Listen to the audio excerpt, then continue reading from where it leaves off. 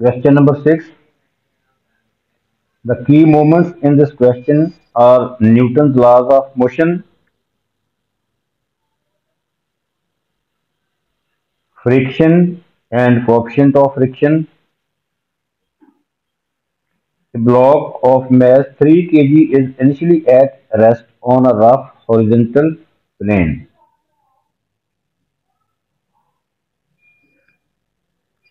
A force of magnitude 6 Newton is applied to the block at an angle theta above the horizontal, where cos theta is equal to 24/25। यहाँ पे theta की value नहीं दी हुई बल्कि cos theta की value दी हुई है।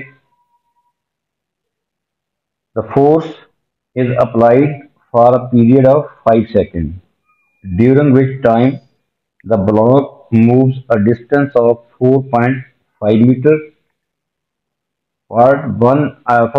First part of this question is find the magnitude of the frictional force on the block.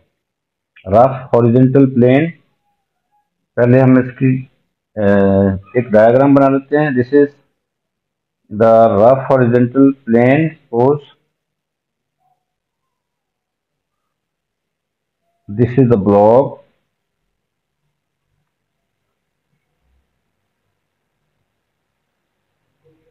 mass of the block is 3 kg, mass of the block is 3 kg. A force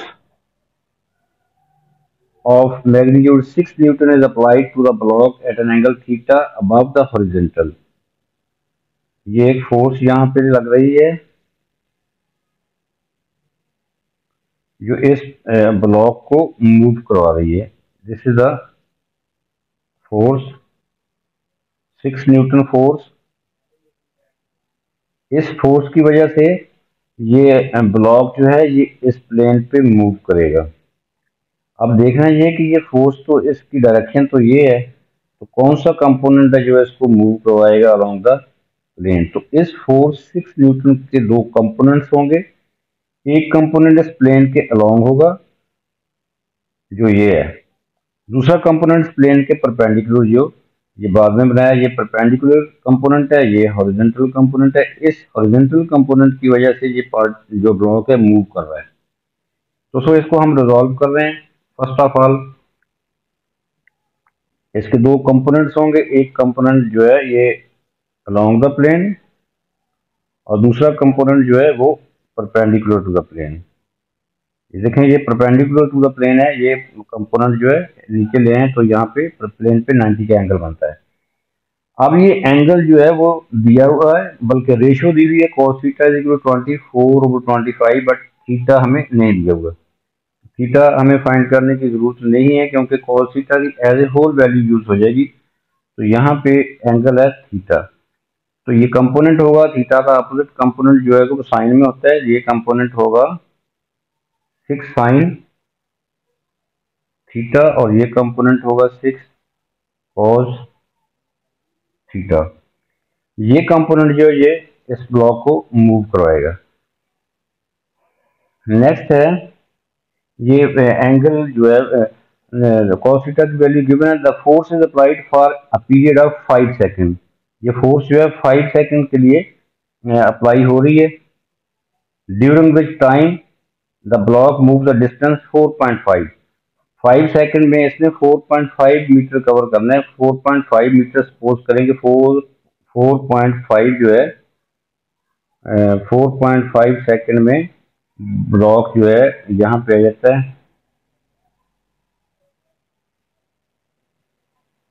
4.5 second में block जो है वो यहाँ पे आ जाता है 4.5 metre distance cover करके यहाँ पे आ जाता है। इसका मतलब है ये कि ये डिस्टेंस जो है ये 4.5 मीटर है और कितने टाइम में इसने ये कवर किया है 5 सेकंड में।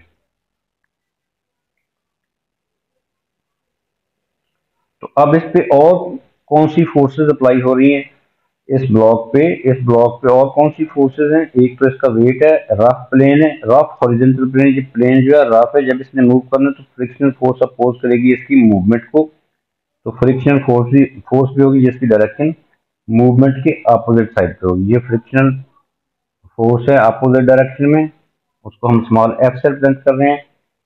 एक फोर्स जो होगी इसका वेट होगा, वेट वर्टिकली डाउनवर्ड एक्ट करेगा, मैस 3 kg है तो वेट होगा mg यानी कि 3g, तो वेट इज 3g। और नॉर्मल रिएक्शन जो होगा इस प्लेन का Newton third law of motion, इस ब्लॉक का वेट 3g है, but according to the Newton third law of motion इस प्लेन का, ये प्लेन है, इस प्लेन का रिएक्शन इस ब्लॉक पे अपवर्ड होगा। ये दिस इज द रिएक्शन, तो सो reaction is normal, this is normal reaction, this is frictional force। अब हमने फाइंड क्या करना है? Find the magnitude of the frictional force. हमने फ्रिक्शनल फोर्स का मैग्नीट्यूड फाइंड करना है ऑन द ब्लॉक। तो हम इसके लिए क्या करेंगे? We will use Newton second law of motion. Newton second law of motion which is F is equal to ma। ये नेट फोर्स होती है, तो नेट फोर्स क्या होगी? यहाँ पे देखें, ये अलोंग द प्लेन जो है ये फोर्स भी एक्ट कर रही है 6 cos थीटा, और ये F भी एक्ट कर रही है अपोजिट डायरेक्शन में, तो नेट फोर्स होगी हमारे पास 6 cos theta, 6 cos 6 cos theta minus force of friction is equal to ma, Newton second law of motion. अब यहाँ देखें, हमें वी नीड थीटा, बट वहां पे cos थीटा की डायरेक्ट वैल्यू दी हुई है 24/25, तो यहाँ पे cos थीटा की हम वैल्यू पुट कर लेते हैं। तो let this is equation number 1 for reference. अभी हम cos थीटा की वैल्यू नहीं पुट कर रहे बिकॉज f हमने फाइंड करना है। एक और जो है वो पैरामीटर हमने फाइंड करना, दैट इज एक्सेलरेशन क्या होगा। यहाँ पे देखें, ये इस ब्लॉक ने मूव करना है, 4.5 डिस्टेंस कवर करना है 5 सेकंड में, और t हमें गिवन है 5 सेकंड।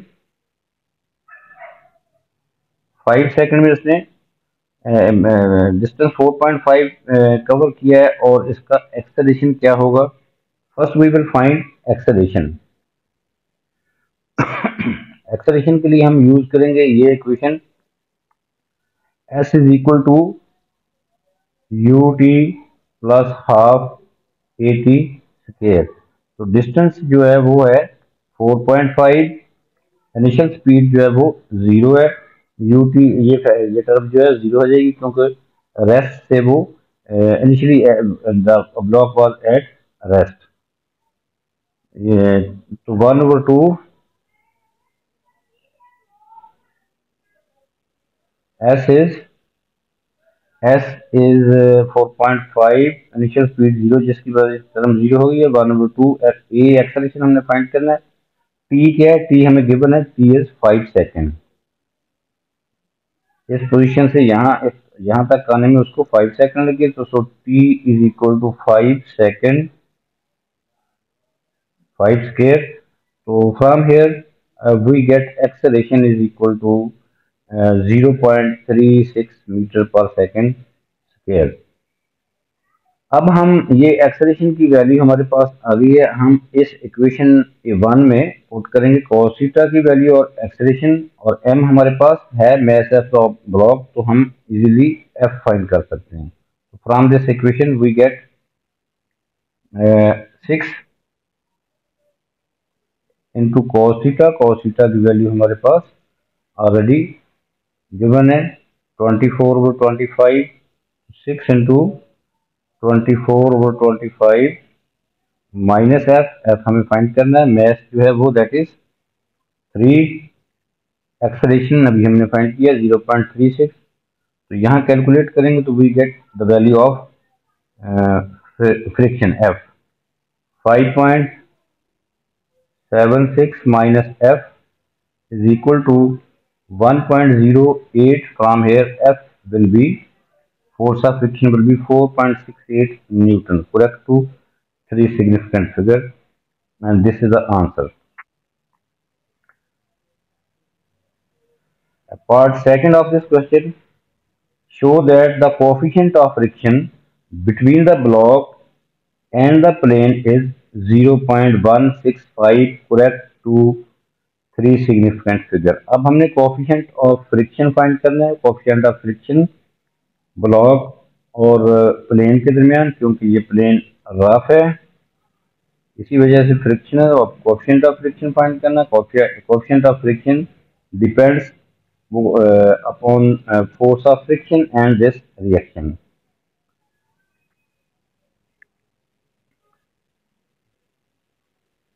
इनको कॉन्टैक्ट फोर्सेस बोलते हैं, एफ फोर्स ऑफ फ्रिक्शन और नॉर्मल रिएक्शन दोनों को एज ए होल हम कॉन्टैक्ट फोर्सेस कहते हैं। ये रेशो होती है, म्यू जो होता है एफ ओवर आर होता है। इसका मतलब हमें एफ भी फाइंड करना है, एफ हमने फाइंड कर लिया, बट आर भी फाइंड करेंगे, डिवाइड करेंगे तो we will get mu, coefficient of friction. Coefficient of friction होता है, कोएफिशिएंट ऑफ फ्रिक्शन डिपेंड करता है कि ये ब्लॉक का material, what type of the material of block and what type of the material of this plane, उस पर depend करता है। तो सो अब हम सबसे पहले म्यू फाइंड करना है। म्यू कोएफिशिएंट ऑफ फ्रिक्शन, उसकी वैल्यू जो है हमने शो करनी है कि 0.165 है, तो म्यू होता है एफ ओवर आर। एफ हमारे पास है but we need only are.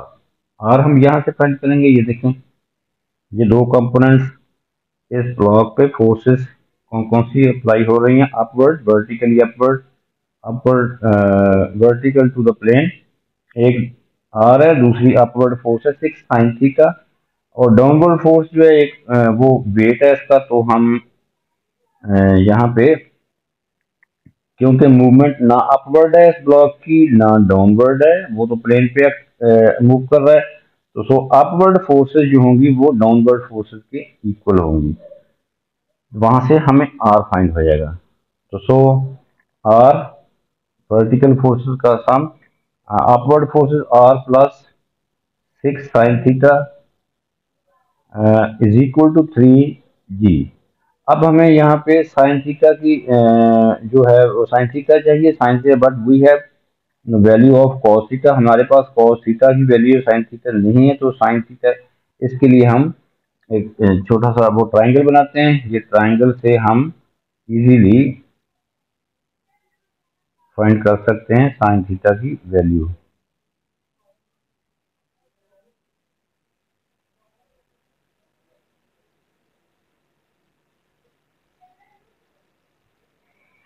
ये देखें, हमारे पास cos थीटा की वैल्यू जो है वो गिवन थी। cos थीटा था हमारे पास 24/25। This is theta base over hypotenuse, तो ये base over hypotenuse, Pythagoras theorem से थर्ड साइड जो परपेंडिकुलर वो 7 आ जाएगा। अब यहाँ से इजीली हम फाइंड कर सकते हैं साइन थीटा की वैल्यू। साइन थीटा होता है perpendicular over hypotenuse, perpendicular is 7, hypotenuse is 25, so we get value of sin theta is 7/25। यहाँ से हमने फाइंड किया 7/25। ये देखें, ये 24/25 ये cos थीटा की वैल्यू थी, राइट एंगल ट्राइंगल बनाई, this is base, this is hypotenuse, Pythagoras theorem से ये साइड जो है 7 आएगी, यहाँ से sin थीटा हमने फाइंड कर लिया है 7/25। sin थीटा की वैल्यू 7/25 यहाँ पे पुट करेंगे, और हमने फाइंड करना है 3g हमारे पास है।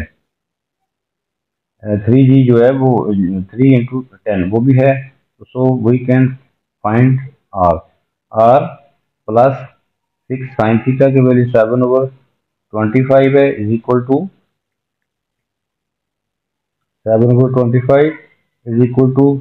30। From here R is equal to, R जो है ये हमारे पास आएगा 28, कैलकुलेशन करके 28.32, बट हमने फाइंड करना है coefficient of friction mu find करना है, that is F over R. अब एफ हमारे पास क्या है, एफ हमारे पास पहले ही फाइंड किया हुआ है 4.68 और आर की वैल्यू 28.32 है। तो we get value of mu is equal to 4.68 over 4.68 over 28.32। तो यहाँ से हमारे पास जो है वो म्यू की value product to three significant figure वो आ जाएगी 0.165।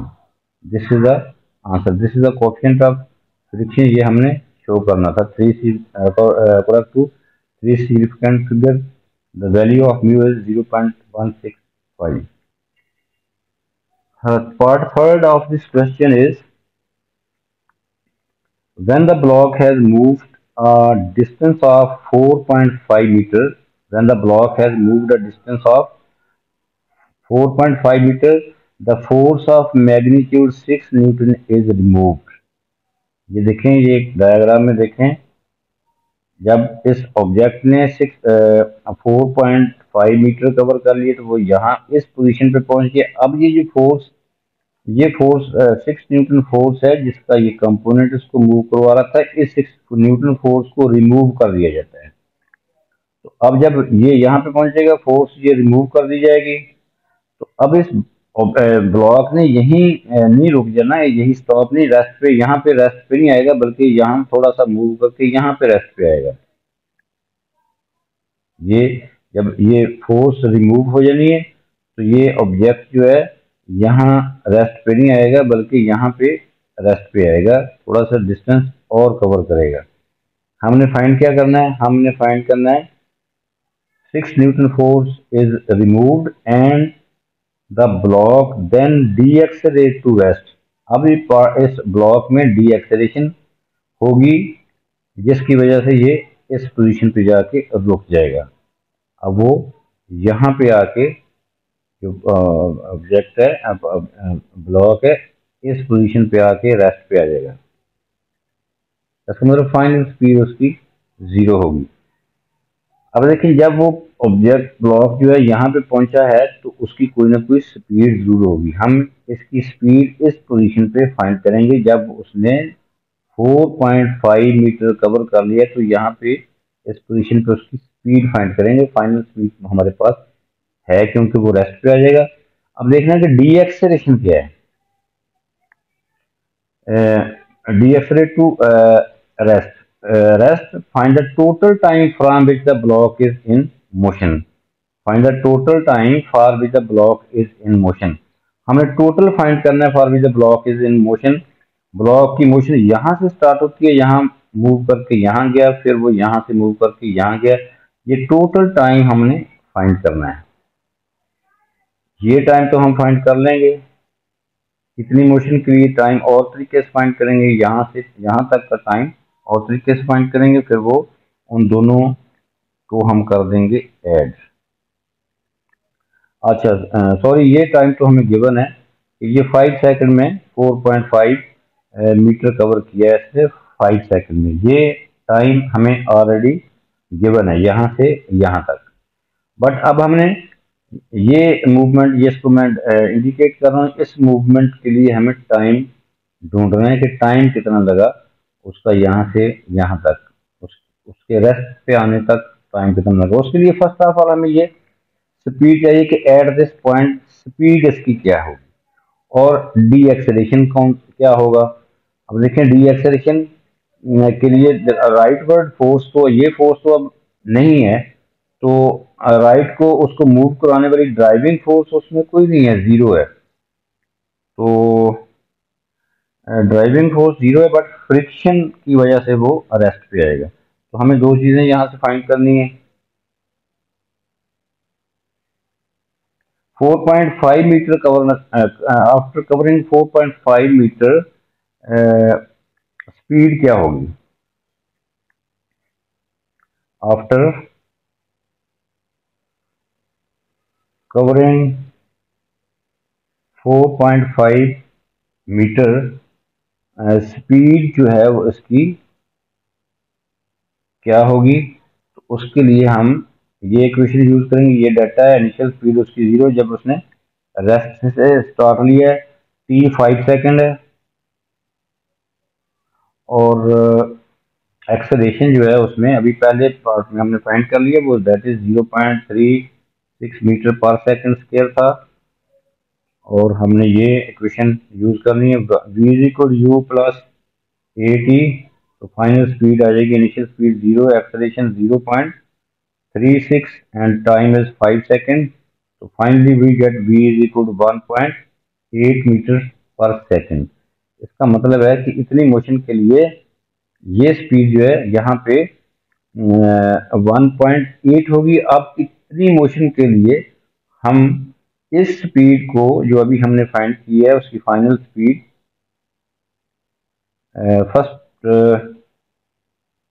फर्स्ट मूवमेंट जो है उसकी इसको कह लें, और सेकंड मूवमेंट जो है वो उसकी इसको कह लें। तो फर्स्ट मूवमेंट जो लास्ट पे हमने v फाइंड किया है वो इस मोशन के लिए हम इसको इनिशियल स्पीड ले लेते हैं। तो यहाँ पे ये इनिशियल स्पीड होगी, यहाँ पे इसको हम लिख लेते हैं कि ये इनिशियल स्पीड होगी इसकी 1.8, फाइनल स्पीड जो है वो 0 है। अब हमने फाइंड करना है कि डी एक्सेलरेशन क्या होगा। D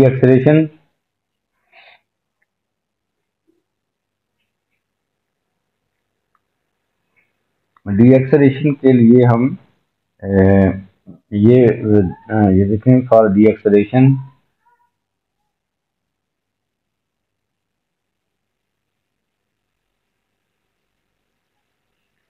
now we will use Newton second law of motion.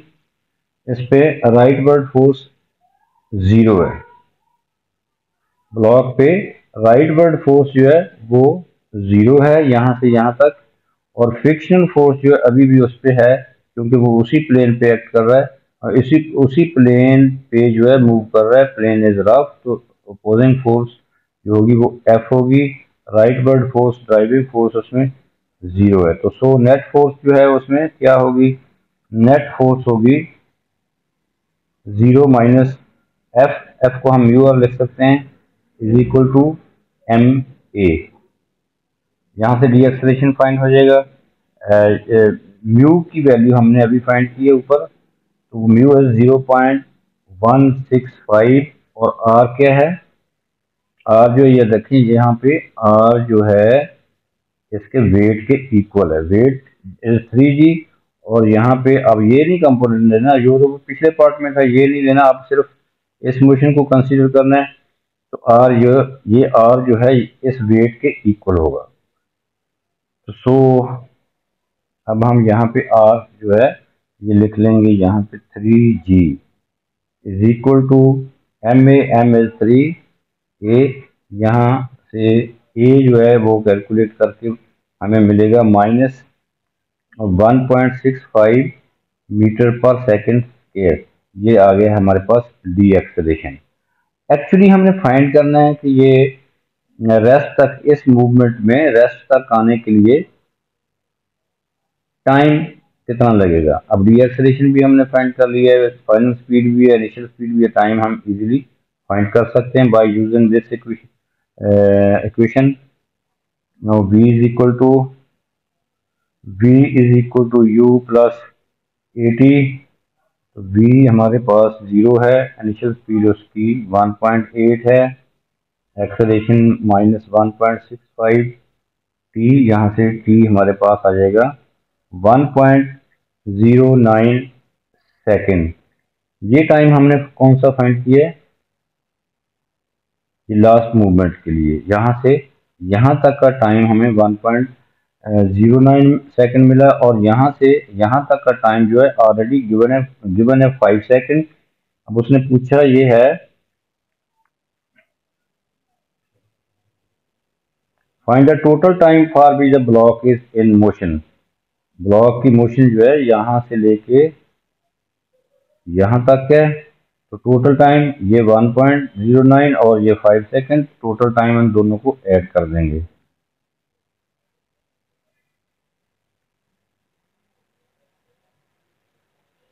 Total time is 5 seconds plus 1.09 second. Finally, we get 6.09 second correct to three significant figures. This is the answer.